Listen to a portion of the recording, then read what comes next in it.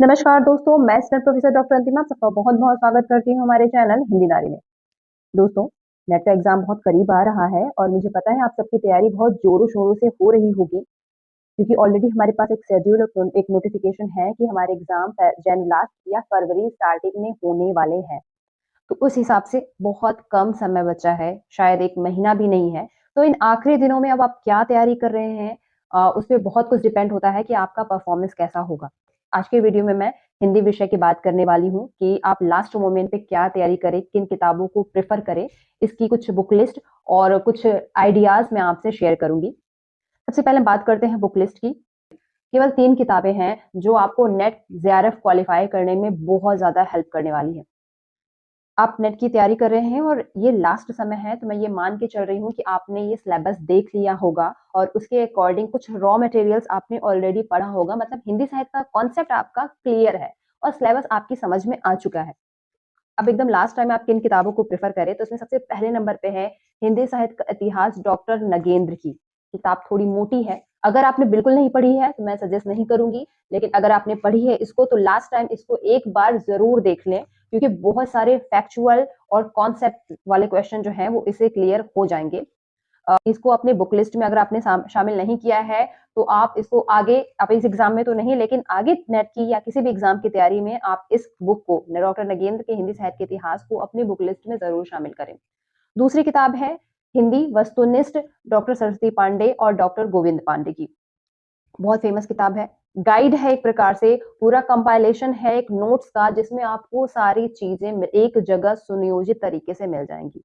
ये 2 किताबें। तीसरी जो किताब है वो है यूथ पब्लिकेशन का एक जो अनसॉल्व आया है। लगभग 13,000 प्लस क्वेश्चन इसमें हैं।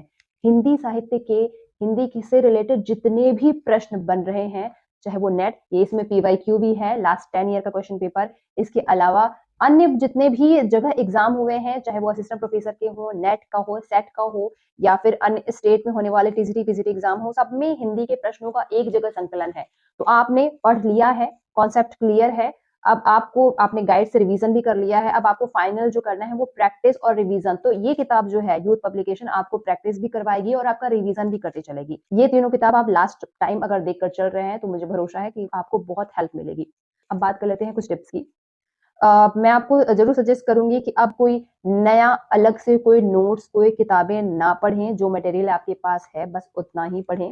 पीवाईक्यू आप अलग से ले सकते हैं, क्योंकि आप अभी जितना क्वेश्चन सॉल्व करोगे आपके लिए उतना ही फायदा होने वाला है। अगर आप बिगनर हैं, आपने कोई भी किताब नहीं पढ़ी है, तो थोड़ा सा अपने आप को टाइम दो। ये जो एग्जाम होने वाला है, इसको अपने पूर्व जितना भी आपने यूजी और पीजी में पढ़ा है उसके आधार पे सॉल्व करिएगा और प्रैक्टिस भी पढ़िए। यूथ पब्लिकेशन का जो प्रैक्टिस पेपर है वो आपको भी फायदा करेगा, आप उसको सॉल्व करिए।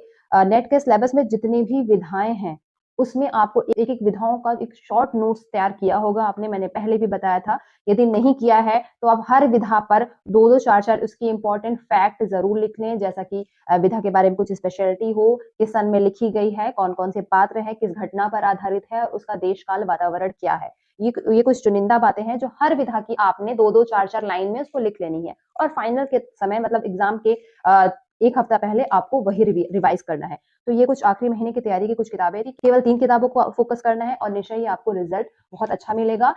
नेट की तैयारी से रिलेटेड आपका जो भी प्रश्न है, वो मुझे आप मेल और कमेंट सेक्शन में पूछिएगा। मेरी कोशिश होगी मैं ज़्यादा से ज़्यादा प्रश्नों का उत्तर दे सकूँ।